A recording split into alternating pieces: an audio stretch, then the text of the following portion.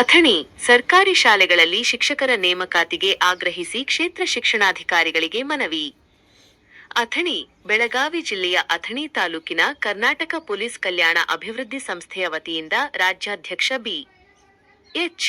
ಜಮಾದಾರ ಅವರ ಆದೇಶದ ಮೇರೆಗೆ ಕ್ಷೇತ್ರ ಶಿಕ್ಷಣಾಧಿಕಾರಿ BOMR ಮುಂಜೆ ಅವರಿಗೆ ವಿವಿಧ ಬೇಡಿಕೆಗಳ ಕುರಿತು ಮನವಿ ಸಲ್ಲಿಸಲಾಯಿತು.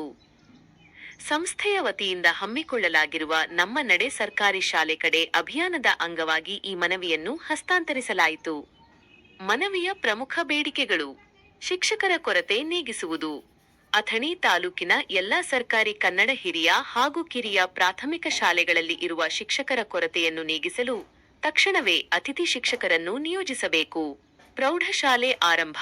ಶಿವಯೋಗಿ ನಗರದ ಮೋಟಗಿ ತೋಟ ಶಾಲೆಯಲ್ಲಿ ವಿದ್ಯಾರ್ಥಿಗಳ ಅನುಕೂಲಕ್ಕಾಗಿ 9 ಮತ್ತು 10ನೇ ತರಗತಿಗಳನ್ನು ಪ್ರಾರಂಭಿಸಬೇಕು.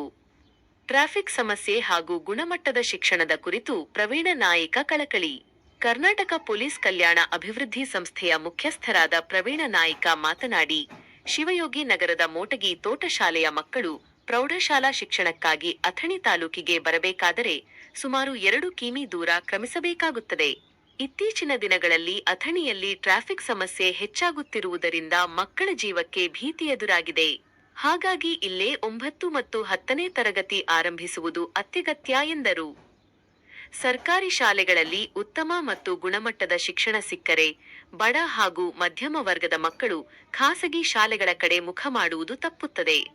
ಗ್ರಾಮೀಣ ಭಾಗದ ಪ್ರತಿಭೆಗಳು ಇನ್ನಷ್ಟು ಎತ್ತರಕ್ಕೆ ಬೆಳೆಯಲು ಇದು ಸಹಕಾರಿಯಾಗಲಿದೆ ಎಂದು ಅವರು ಆಶಯ ವ್ಯಕ್ತಪಡಿಸಿ. BOMR ಮುಂಜೆ ಅವರಿಂದ ಸಕಾರಾತ್ಮಕ ಸ್ಪಂದನೆ. ಮನವಿ ಸ್ವೀಕರಿಸಿ ಮಾತನಾಡಿದ ಕ್ಷೇತ್ರ ಶಿಕ್ಷಣಾಧಿಕಾರಿ MR ಮುಂಜೆ, ಶಿವಯೋಗಿ ನಗರದ ಮೋಟಗಿ ತೋಟ ಶಾಲೆಯ 9 ಮತ್ತು 10ನೇ ತರಗತಿ ಆರಂಭಿಸುವ ಕುರಿತು ಈಗಾಗಲೇ ಬೆಂಗಳೂರಿಗೆ ಪ್ರಸ್ತಾವನೆ ಸಲ್ಲಿಸಲಾಗಿದ್ದು, ಶೀಘ್ರದಲ್ಲೇ ಅನುಮೋದನೆ ಸಿಗಲಿದೆ. ಇನ್ನುಳಿದಂತೆ ಶೀಘ್ರದಲ್ಲೇ ಸಭೆ ಕರೆದು ಅಗತ್ಯವಿರುವ.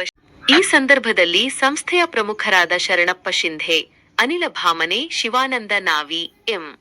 ಶರ್ಮಾ, ಅಮೂಲ ಚವಾಣ್, ಕವಿತಾ ಬೋಸಲೆ, ಸರಸ್ವತಿ ನ್ಯಾಮಗೌಡ, ಕಿರಣ ಪಾಟೋಲಿ ಸೇರಿದಂತೆ ಹಲವು ಮುಖಂಡರು ಉಪಸ್ಥಿತರಿದ್ದರು. ವರದಿ: ಮಹೇಶ್ ಶರ್ಮಾ.